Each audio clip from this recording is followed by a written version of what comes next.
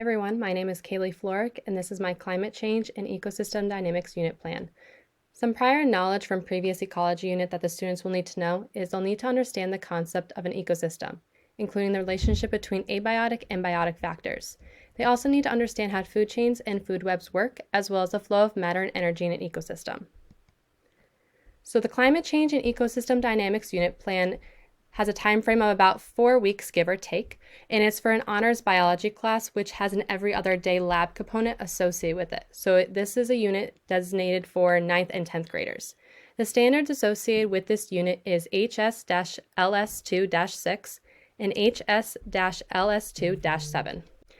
So this is part 1, species and population ecology timeline. So here's just a snapshot of what a typical week would look like. So I would have 7 classes this week, with my doubles being on Tuesday and Thursday. So what that means is I'll see my honors biology students twice that day instead of only once. Here I also just write quickly what I'll be doing, whether we'll be having a discussion, if they'll have homework that night, and whether I will have a formal assessment that I will need to grade later on. So let's get into the lesson plans. So here I have the first lesson plan, and it's on species ecology. So with this, the students will understand what causes extinction and what is currently in place to protect these species. They'll be able to describe speciation and know the causes, and define interspecific competition. So we'll do some species Cornell notes, and they will do a worksheet on data analysis, interspecific competition. All of my activities are hyperlinked, so if you click on any of them, you'll be able to access any of the activities, whether they're notes, a project, or a worksheet. Lesson 2 is on an endangered species project. So here the students will explain the life history and ecological challenges of a local endangered species. So they'll research a listed endangered or threatened species from Massachusetts, and they'll have the option whether they would like to create a video, a poster, presentation, a web page, or PowerPoint. And then later on, I will use their rubric to grade their project. Lesson 3 is on speciation and isolation. So here the students will know the causes of speciation by doing 2 worksheets, digging deeper on speciation in a real-life scenario with the Ozarks collared lizards. Lesson number 4 is on population growth. Here the students will differentiate between linear and exponential growth. They will understand how populations increase. They will know that populations do not increase indefinitely, and they will be able to differentiate between density dependent versus density independent. So here we'll do some population growth Cornell notes, and then later on they'll do a deer ecology analysis. Lesson number 5 is on population survivorships. So here the students will explain the logistic model of growth, know what factors affect population growth, differentiate between the 3 survivorship curves, and differentiate between K and R strategics. So we'll do some Cornell notes, and they will do 2 worksheets, data analysis, barnacle geese population, and digging deeper, they'll find out, is there a human carrying capacity on Earth? Lesson number 6 is on random sampling lab. So here the students will obtain data from random sampling and compare with data obtained by an actual count. They will also estimate the size of a population by taking random samples. Lesson number 7 is on biodiversity and conservation. Here the students will define biodiversity and explain its value to Earth's ecosystems. They will also identify current threats to biodiversity, along with describing the goal of conservation biology. So I will give a biodiversity PowerPoint.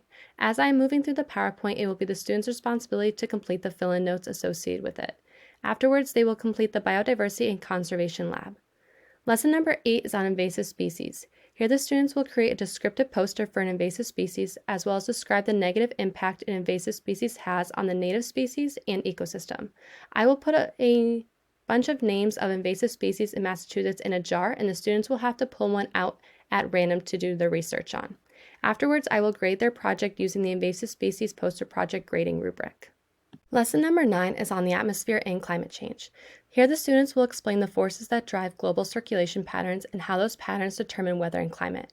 They will know the layers of atmosphere and what occurs in each layer, as well as understand what air pollution is, what kind of pollutants occur in the air, and what kind of harm do they cause to organisms and ecosystem. They will comprehend what greenhouse effect is, as well as analyze causes of carbon dioxide increase in the atmosphere and its role on climate change. So again, I will give a PowerPoint lecture on the atmosphere and climate change. It will be the students' responsibility to complete the fill-in notes. Afterwards, the students will be placed into groups, and they will complete the air pollution murder mysteries. So they will solve each scenario to figure out what the pollutant could be and record it on their worksheet. Afterwards, we'll go over it together as a class and do a discussion.